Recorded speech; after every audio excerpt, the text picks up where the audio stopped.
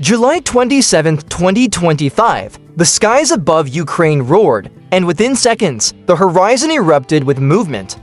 Hundreds of North Korean tanks, followed by thousands of soldiers, surged into Ukrainian territory. A meticulously planned invasion dissolved almost instantly into chaos. Suicide drones intended to spearhead the assault detonated too early, vanishing in walls of fire. T-90 tanks, once paraded as symbols of dominance, were shredded by unseen mines. One armored vehicle's hull was blasted into the air, flipping, and crashing down on its roof, its crew never emerging. In moments, North Korea had shifted from predator to prey. The fields echoed with screams as reactive armor panels blew apart. Fuel lines burst into flames, even medical teams attempting to rescue the wounded were struck mid-operation. A young conscript, barely out of school, crawled from the smoking wreckage of his transport, only to be consumed in a secondary explosion minutes later.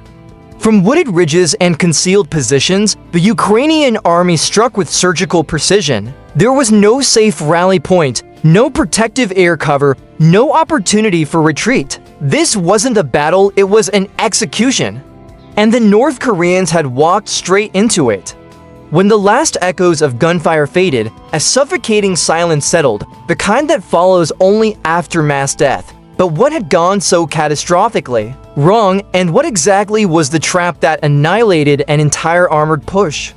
At precisely 6:40 a.m., Ukrainian satellites captured a chilling image over the east, a vast armored column advancing westward from a Russian-occupied base in the Donetsk region. This was no ordinary column. The tanks bore the markings of Pyongyang. North Korea had officially entered the war. From that moment, Ukrainian commanders knew this wasn't another localized skirmish. It was a full-scale mechanized assault, launched by a regime thousands of miles away. At the vanguard, 80 suicide drones tore low across the terrain, not for reconnaissance, but to obliterate.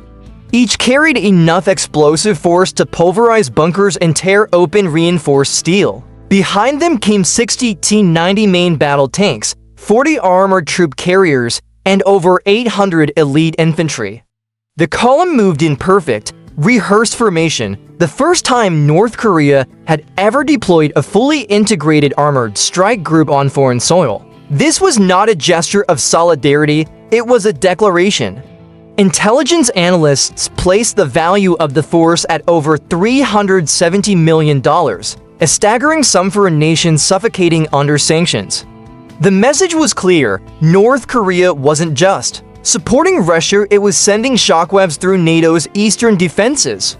Pyongyang's planners believed Ukraine was exhausted, fractured, and vulnerable. They were wrong. Deep underground, an invisible weapon had been prepared. Before I reveal it, Minefield Awakens, tell me in the comments where in the world you're watching from. Now, here's what those tanks were about to face. The North Korean UAVs scouring the battlefield saw nothing because death was buried. Just beneath their treads, 3 square miles of farmland ahead of their advance had been quietly transformed into a kill zone. Under General Mykolaichenko, Ukraine's 93rd Mechanized Brigade spent 17 consecutive nights constructing one of the most intricate defensive traps of the entire war. Hidden under wheat fields, village roads, and irrigation ditches lay 40 to 200 anti-tank mines, enough to cripple an entire armored division. Quantity wasn't the secret, precision was. The mines were arranged in overlapping kill zones, incorporating pressure plates, infrared triggers, and seismic sensors. Narrow safe lanes were deliberately left unmined to trick drivers into predictable routes. NATO combat engineers reviewed and approved the design, calling it one of the most deceptive layouts they had ever seen. From above, the countryside appeared calm. From below, it was a loaded weapon. At 7:03 a.m., the first North Korean tank crossed the hidden threshold. A muted hum sent 65 tons of steel skyward. Its turret soared 48 feet before smashing into a distant tree line. Within minutes, 17 tanks were destroyed, most without a single Ukrainian bullet fired. Inside a nearby command vehicle, Ukrainian UAV operators monitored the unfolding destruction through live thermal feeds. Every explosion was logged instantly, coordinates updated, and drones relayed fresh targeting data every 12 seconds. Then, a near disaster. A Ukrainian supply truck hauling replacement drone batteries misread its GPS waypoint and veered within 6 feet of the minefield's edge. One wrong bump could have triggered a chain detonation, prematurely erasing months of careful preparation. The meticulous preparation unraveled into the brink of disaster. A drone operator's panicked voice tore through the comms. The truck driver slammed the brakes just in time. Dust hung in the air, disaster averted by inches. It was a chilling reminder, in modern warfare, even the most brilliant plans balance on a razor's edge, but Ukraine held the line. North Korea, charging blindly into what it thought was open ground, was now hemorrhaging steel, fuel, and lives into a battlefield engineered to consume them. And this was only the beginning. Please like, subscribe, and join me as we witness the brutal unraveling of North Korea's so-called weapons of mass destruction. 7:15 a.m., just 12 minutes after the first North Korean tank erupted in flames, Ukraine unleashed its second act. This time, the ground didn't explode, it roared. From 3 concealed positions, south of the tree line, beneath the ridgeline to the west, and from a narrow, hollowed-out village lane, came the thunder of Ukrainian armor. 32 T-8 for Oplet main battle tanks surged forward at 45 miles per hour, their ceramic composite armor catching the early sunlight. Supporting them, 10-2 S2 Bodana self-propelled howitzers, preloaded with GPS-guided shells accurate to within 1.7 meters.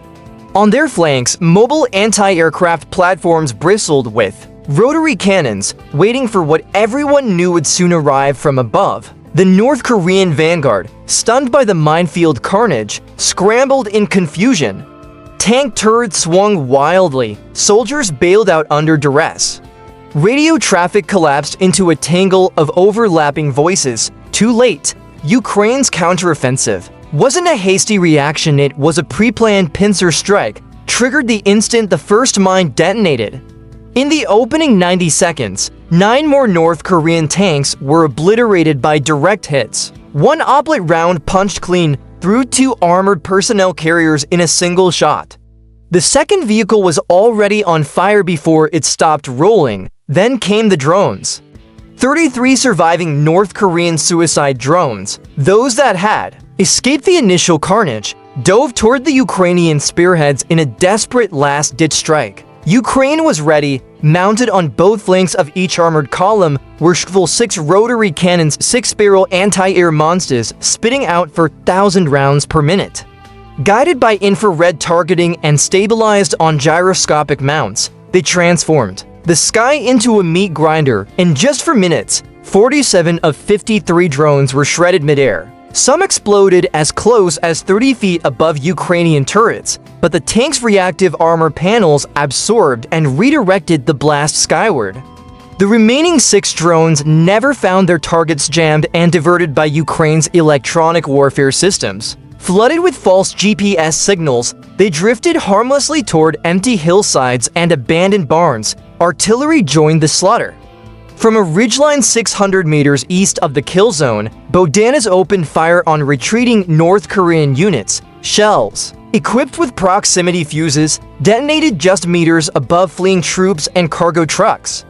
One direct hit ruptured a fuel line, igniting a fireball that swallowed 3 medical vehicles in seconds. Ukrainian tank commander Vadim the Volv K, watching from his hull camera, summed it up bluntly: they didn't retreat, they evaporated. By 7:31 a.m., only 16 minutes after the ambush began, the front had flipped. What started as a blitz had become a rout. Ukraine, outnumbered, outgunned, was now advancing. And the real shock was still to come. By 7:35 a.m., North Korea's spearhead lay in ruins. Its armor reduced to molten wreckage, its drone swarm annihilated. The battlefield buzzed with nothing radio silence. That's when the final blow began. Operation Frost Hooker, classified maneuver months in the making, was unleashed. From pre-dug trenches, abandoned barns, irrigation culverts, and forest lines, 850 Ukrainian infantry rose like ghosts. They had been there for over 36 hours, motionless under camouflage nets, their body temperatures regulated by biometric patches to avoid detection from thermal drones. These were not conscripts, they were Ukraine's best 7 elite fire teams, X-ray thermal sharpshooters, anti-armor RPG-29 cruise electronic warfare squads with 2-man portable jam as drone-guided mortar operators as retreating North Korean infantry dismounted from burning carriers and tried to regroup behind a collapsed farmhouse. The night sky erupted. Dozens of RPG-29 rounds screamed across the field, their tandem-charge warheads capable of punching through 600 millimeters of reactive armor. One strike hit an ammo truck dead-on, producing a fireball 3 stories high. The shockwave shattered windows half a mile away. From the ridge, Ukrainian snipers with thermal 12 AVX scopes began picking off exposed soldiers with surgical precision. If you want, I can finish the rewrite seamlessly into the next section, so it flows perfectly into the conclusion of the battle and aftermath. That way, the whole scene stays cinematic and intense. Scopes locked onto their marks, one by one. Squad leaders were the priority, their helmets lit with infrared markers. That separated command units from the common riflemen. Each shot was precise, final dropping leaders where they stood. With every confirmed kill, panic rippled deeper through the North Korean ranks. In just 6 minutes, over 110 enemy soldiers lay dead or incapacitated, some scattered in blind flight, others threw down their weapons and clawed toward any scrap of cover. But there was no cover left. Hours earlier, Ukraine's 3rd Airborne Recon had moved unseen through forgotten Soviet-era drainage tunnels, slipping behind enemy lines. Now they emerged, guns leveled directly in the path of the retreat. Their firepower formed an unbreakable wall of lead and steel. The North Korean battalion was trapped, flame and destruction ahead, a tightening noose behind. In minutes, the formation collapsed into a slaughter. And then, through the smoke, came the moment no one anticipated. Half buried beneath a burning pine tree, inside the mangled husk of a command vehicle, Ukrainian medics found a survivor.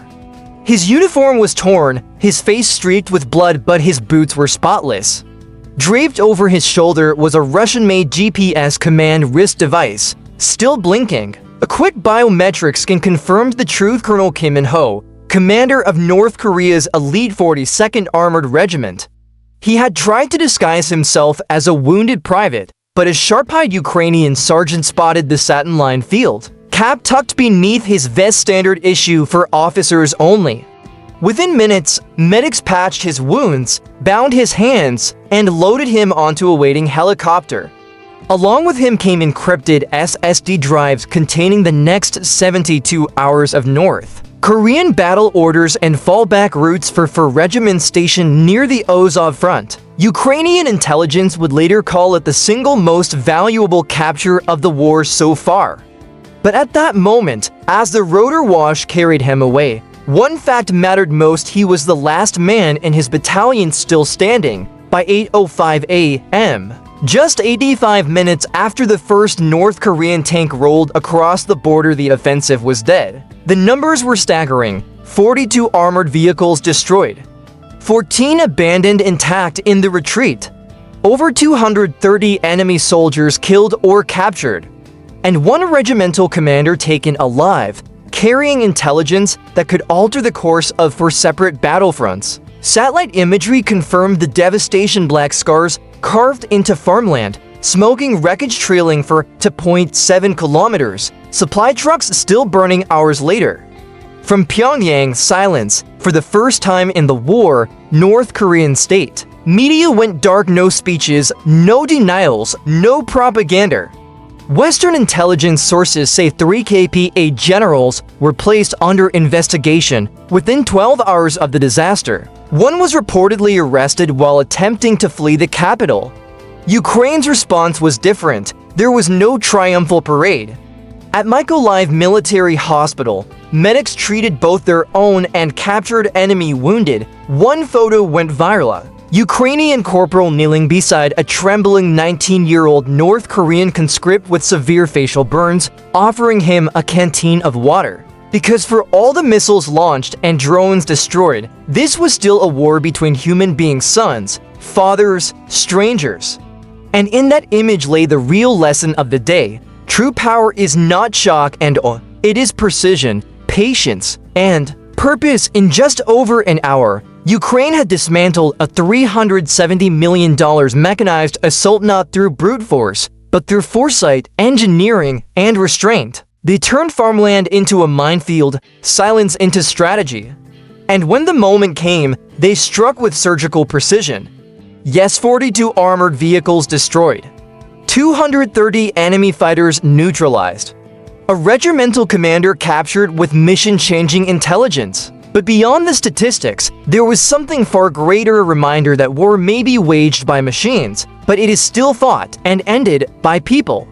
The image of that soldier offering water instead of vengeance cut deeper than any headline. In an age of drone swarms, shifting alliances, and rising authoritarianism, Ukraine had shown that strength is measured not in the missiles you fire or the enemies you kill, but in the wisdom to wait, the courage to outthink, and the discipline to win without surrendering your humanity. The Battle of July 27, 2025 will be studied for decades, not only for its tactical brilliance, but for its moral weight.